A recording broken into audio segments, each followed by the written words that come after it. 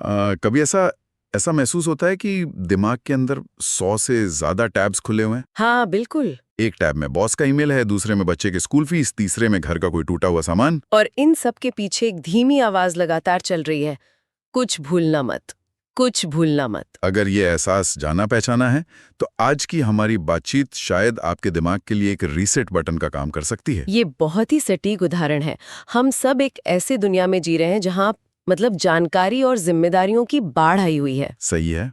आज हम David Elon की किताब गेटिंग थिंग्स डन पर बात करेंगे, लेकिन इसे सिर्फ एक और प्रोडक्टिविटी किताब की तरह नहीं देखेंगे। अच्छा। हम इसके पीछे के मनोविज्ञान को और उस वादे को समझने की कोशिश करेंगे जो ये करती है, एक शांत और नियंत्रित दिमाग पाने का वादा। और इसकी शुरुआत ही एक बहुत दमदार विचार से होती है। हाँ। एलन कहते हैं your mind is for having ideas not holding them.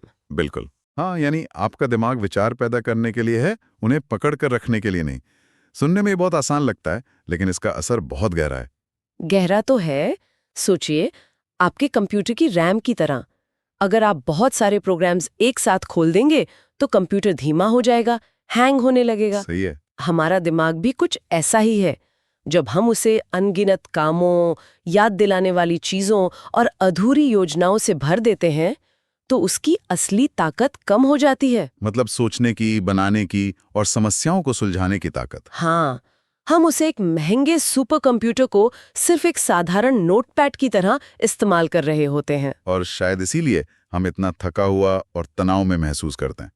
किताब में इन्हें ओपन लूप्स कहा गया है। ये शब्द सुनने में थोड़ा टेक्निकल लगता है, पर है नहीं। नहीं, बिल्कुल नहीं। ओपन लूप्स हर वो अधूरी चीज है जिसे हमारे दिमाग ने शुरू तो कर दिया लेकिन खत्म नहीं कर पाया। ये वो वादा है जो आपने खुद से या किसी और से किया है और अभी तक पूरा नहीं हुआ है। जैसे कि दोस्त को कॉल बैक करना है, गाड़ी की सर्विसिंग करानी है, छुट्टियों की प्लानिंग करनी है, डॉक्टर से अपॉइंटमेंट लेना है। हाँ, ये सब ओपन लूप्स हैं। लेकिन सिर्फ इन कामों को याद रखने से इतना तनाव क्यों होता है? आखिर दिमाग तो याद रखने के लिए ही बना है ना, है ना? इसमें समस्या क्या है? समस्या ये है कि हमारा दिमाग बहुत अच्छा है, पर साथ ही बहुत बेवकूफ भी। अच्छा। वो ये नहीं समझ पाता कि अंडे खरीदने हैं और कंपनी के लिए एक नई स्ट्रैटेजी बनानी है, इन दोनों में क्या फर्क है। उसके लिए दोनों ही एक ओपन लूप है। तो वो दोनों को एक ही तरह से ट्रीट करता है। हाँ, इसलिए वो आपको रात के 3 बजे भी जगाकर कह सकता है, अरे अंडे खरीदने थे। ये लगातार चलने वाला मानसिक शोर हमारी ऊर्जा और फोकस को खत्म कर देता है। तो इसका मतलब है कि असली दुश्मन काम नहीं है, नहीं, बल्कि उस काम को मैनेज करने का हमारा तरीका है। बिल्कुल सही। और यहीं पर डेविड एलन का वो 5 कदमों वाला सिस्टम आता है। तो चलिए इस मानसिक अव्यवस्था को साफ करने के पहले कदम पर चलते हैं, जो है कैप्चर। ये सबसे जरूरी और शायद सबसे राहत देने वाला कदम है।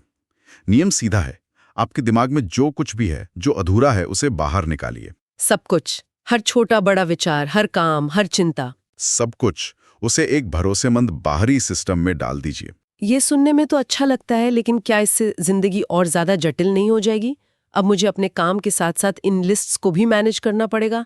ये तो एक और काम बढ़ गया। हाँ, ये सवाल तो आता ही है मन में, और शुरुआत में ऐसा लग सकता है, लेकिन ये वैसा ही है जैसे आप एक बहुत गंदे कमरे को साफ कर रहे हो। पहले आपको सारा सामान बाहर निकालना पड़ता है और उस वक्त कमरा और भी ज्यादा बिखरा हुआ लगता है। लेकिन जब तक आप सब कुछ बाहर नहीं निकालेंगे, आप ये तय नहीं कर सकते कि क्या रखना है और क्या फेंकना है। सही बात है। मुझे याद है जब मैंने पहली बार ये किया था, जिसे माइंड स्वीप कहते हैं, मेरे दिमाग में करीब 70-80 चीजें थीं। सच में। हाँ, बल्ब बदलना है से लेकर एक नई कंपनी शुरू करने का आइडिया तक। जब मैंने उसे कागज पर उतारा तो पहली बार मुझे एहसास हुआ कि मेरा दिमाग कितना बोझ लेकर चल रहा था। वाह। तो एक बार जब हमने सारा मानसिक कचरा बाहर निकाल दिया, तब आता है दूसरा कदम, क्लैरिफाई, यानी ये है क्या। हाँ, अब आप उस लिस्ट की हर एक चीज को उठाते हैं और एक सवाल पूछते हैं, क्या इस पर कोई एक्शन लिया जा सकता है? ठीक है। अगर जवाब नहीं है तो इसके 3 रास्ते हैं। उसे फेंक दो, उसे संभाल कर रख लो, या उसे कभी और शायद लिस्ट में डाल दो। कभी और शायद मतलब कोई सपना या आइडिया जिसे अभी नहीं करना। बिल्कुल। लेकिन अगर जवाब हाँ है कि इस पर एक्शन लिया जा सकता है, तब तो आप वो सवाल पूछते हैं जो इस पूरे सिस्टम की जान है। इसका अगला भौतिक दिखने वाला एक्शन क्या है? और यहीं पर ज्यादातर लोग गलती करते हैं। अच्छा, कैसे? एक उदाहरण से समझाइए। मान लीजिए आपकी लिस्ट में है माँ के जन्मदिन की तैयारी करना। ये कोई एक्शन नहीं है, ये एक प्रोजेक्ट है।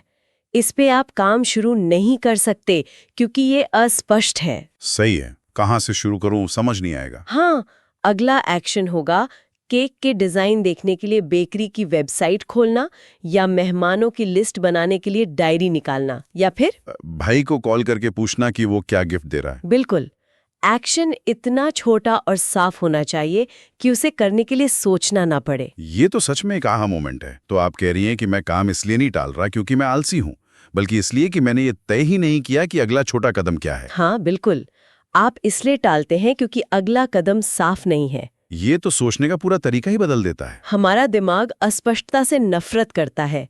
जब उसे रिपोर्ट तैयार करो जैसा बड़ा और अस्पष्ट काम मिलता है तो वो उससे बचने के रास्ते ढूंढता है। लेकिन जब उसे रिपोर्ट का पहला पैराग्राफ लिखो जैसा छोटा और स्पष्ट एक्शन मिलता है तो उसे करने में कोई परेशानी नहीं होती। स्पष्टता ही टालमटोल का सबसे बड़ा इलाज है। बिल्कुल। ठीक है, तो मैंने अपने सारे काम एक लिस्ट में लिख लिए और उनका अगला एक्शन भी तय कर लिया। लेकिन अब ये लिस्ट तो बहुत लंबी और डरावनी लग रही है। इसमें 50 से ज्यादा काम है।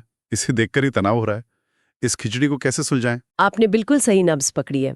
और यहीं से तीसरा कदम आता है ऑर्गेनाइज। एक लंबी लिस्ट बेकार है क्योंकि वो आपको हर समय ये याद दिलाती है कि आपके पास कितना काम है।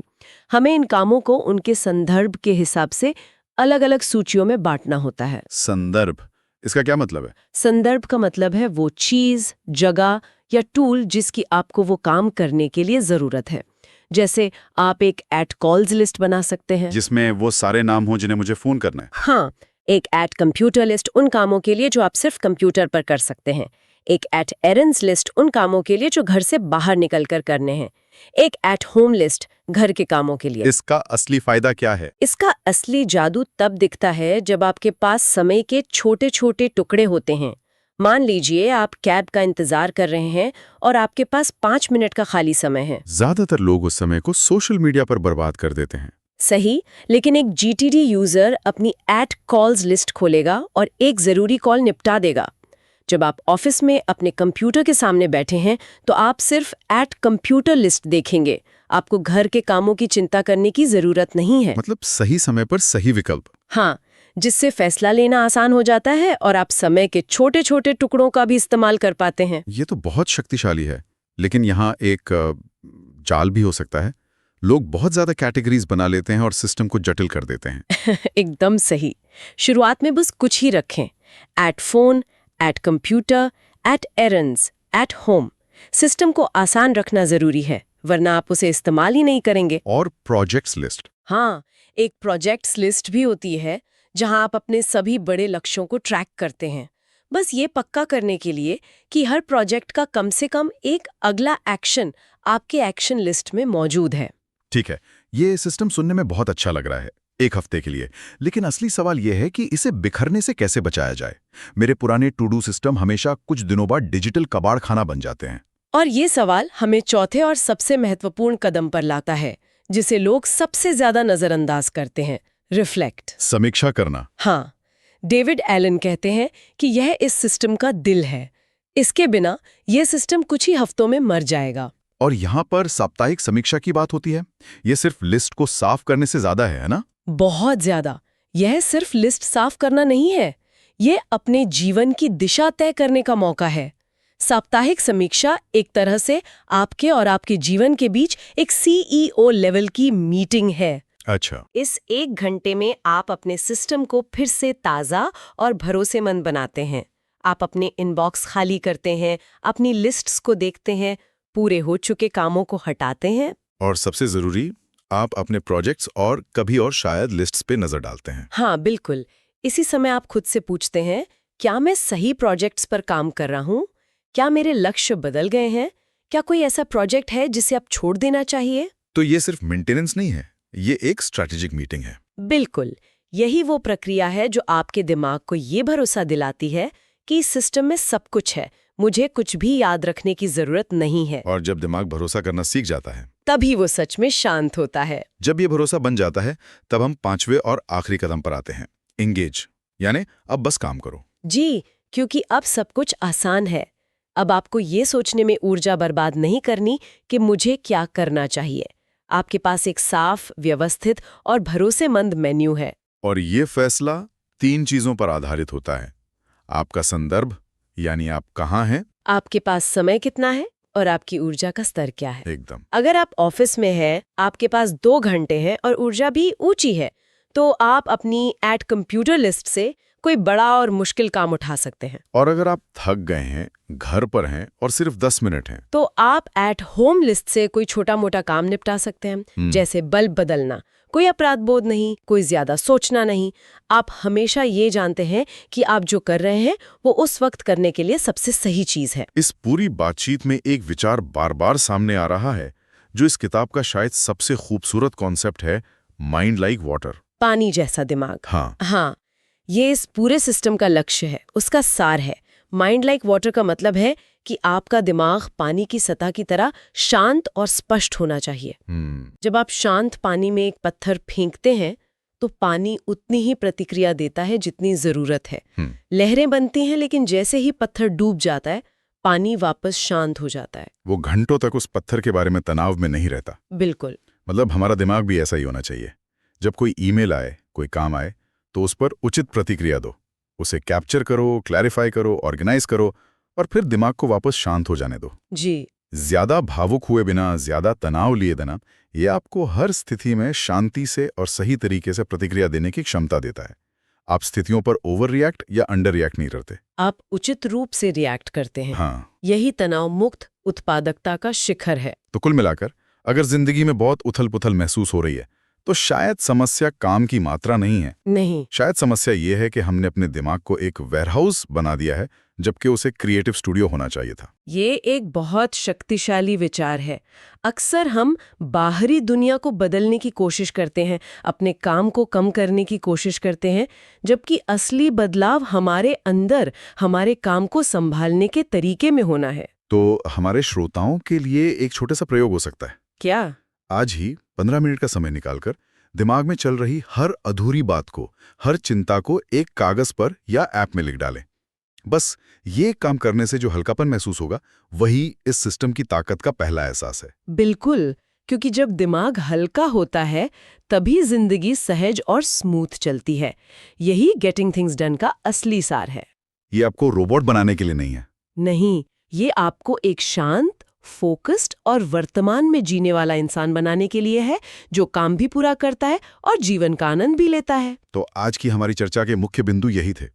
अपने सभी कामों और विचारों को अपने दिमाग से बाहर एक भरोसेमंद सिस्टम में निकालें। हर काम का अगला, छोटा और स्पष्ट कदम तय करें। बिना किसी तनाव या अपराध बोध के सही काम करें। लक्ष्य ज्यादा काम करना नहीं, बल्कि एक शांत और स्पष्ट दिमाग पाना है। धन्यवाद।